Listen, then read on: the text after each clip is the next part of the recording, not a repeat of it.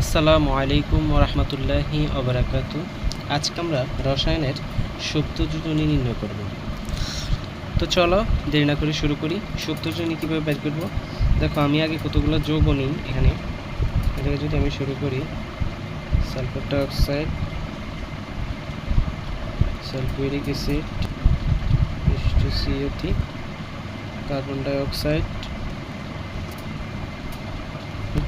চার নেওয়ার দরকার নাই, যেগুলো নিয়েছি এতগুলো হয়, ঠিক আছে। তো এগুলোর ভিতরে দেখো, প্রথম যদি আমি যৌগটা লিখি SO2, এখানে আমাকে হচ্ছে কিছু যোজনীগুলো মুখস্থ রাখতে হবে। কিছু যোজনী কি কি মুখস্থ রাখতে হবে ভাইয়া? প্রথমে হচ্ছে দেখো সালফারের যোজনী মুখস্থ রাখতে হবে। আর কি আছে এখানে? কার্বন আছে, তারপর হচ্ছে নাইট্রোজেন আছে, ঠিক আছে। তো সালফারের যোজনী কত? আমরা সবাই জানি সালফারের যোজনী হচ্ছে 2, 4, 6, 2, 4 এবং 6, ঠিক আছে। এরপরে কার্বনের কত আমরা জানি 2 আর 4, আর হচ্ছে নাইট্রোজেন হচ্ছে 3 আর 5। এগুলো একটু মুখস্থ রাখতে হবে। তো এখন দেখো, আমরা জানি যে সূত্রটা হচ্ছে সর্বোচ্চ যোজনী মাইনাস সর্বনিম্ন যোজনী, এরপরে হচ্ছে সুপ্ত যোজনী। তাহলে সালফারের সর্বোচ্চ যোজনী, সালফারের সর্বোচ্চ যোজনী আমরা জানি কত। দেখো তো সর্বোচ্চ যোজনী কত এখানে? সবচেয়ে বেশি 6, তাহলে আমরা এখানে লিখবো 6, ঠিক আছে। এবারকে লিখবো সক্রিয় যোজনী। কি যোজনী? সালফারের সক্রিয় যোজনী। আচ্ছা, সক্রিয় যোজনী কীভাবে বের করবো? এখানে দেখো সালফার এখানে আছে কয়টা? 2টা। সালফার কয়টা এখানে? 2টা। তো এখন দেখো সালফার এখানে 2টা, আমরা জানি অক্সিজেন হচ্ছে -2, তাহলে 2 গুণ 2 4, তাহলে সালফারের এখানে কত? 4। সক্রিয় যোজনী কত? 4। এটাকে ব্যালেন্স করতে হলে এখানে 4 দিতে হবে। তার মানে এখানে আমাদের সালফারের সক্রিয় যোজনী হলো 4, তাহলে আমি লিখবো 4। এখন লিখবো যে সালফার ডাইঅক্সাইডের সুপ্ত যোজনী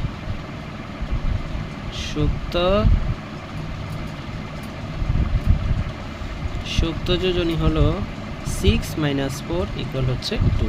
তার মানে আমাদের অ্যান্সার কত? 2, ঠিক আছে। এখন দেখো একটা আমরা করলাম, এটা হচ্ছে আমরা করছি। এরপরে আমরা দেখো H2SO4 যদি আমি করি, H2SO4, ঠিক আছে। এখানে দেখো, এখানে যদি আমি সালফারের সর্বোচ্চ যোজনী লিখি,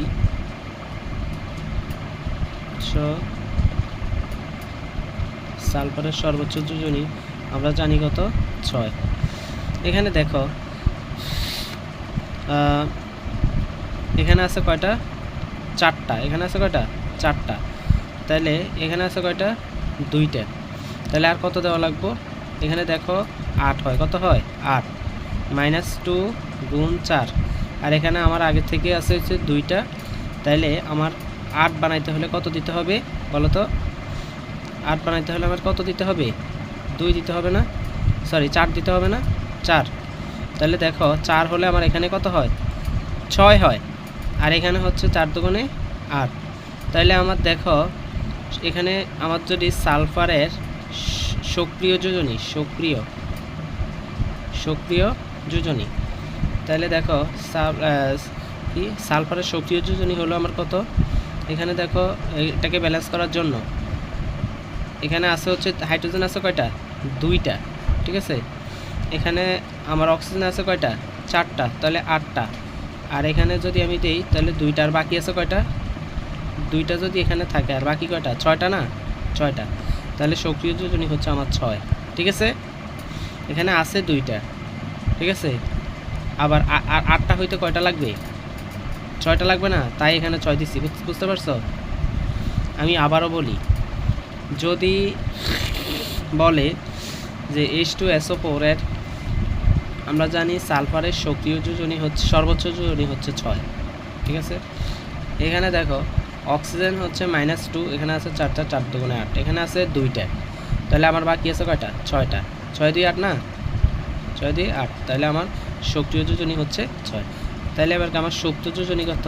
সুপ্ত যোজনী, আশা করি সবাই বুঝছো। সুপ্ত যোজনী 6 - 6, ইকুয়াল হচ্ছে 0। তাহলে H2SO4 এর সুপ্ত যোজনী হচ্ছে 0। H2SO4 এরটা আমি আবার বলি যারা বুঝতে পারো না, এখানে হচ্ছে অক্সিজেনের হচ্ছে -2, ঠিক আছে, যার মান কত -2 ইন্টু 4, তাহলে 4 দুগুণে 8। এখানে আমার হাইড্রোজেন হচ্ছে +1, একের সাথে যদি আমি 2 গুণ দিই তাহলে 2। আমার এখানে এটাকে ব্যালেন্স করার জন্য আর কত প্রয়োজন? 6 প্রয়োজন নাই? 6 আর 2 কত? 8 না? 6 আর 2 8, এই জন্য আমার এখানে সক্রিয় যোজনী হয়েছে 6। কথা কি বুঝতে পারছো? ওকে, এবার দেখো এখানে আছে কি, এটা মনে করো তোমাদেরকে আমি দিলাম, এটা তোমরা HW করবা। এরপর দেখো আমি যদি আর কোনটা করে আচ্ছা কার্বন ডাইঅক্সাইডটা করে দিই, ঠিক আছে, কার্বন ডাইঅক্সাইড। এখানে যদি কার্বন ডাইঅক্সাইডে দেখি তাহলে কার্বনের সর্বোচ্চ যোজনী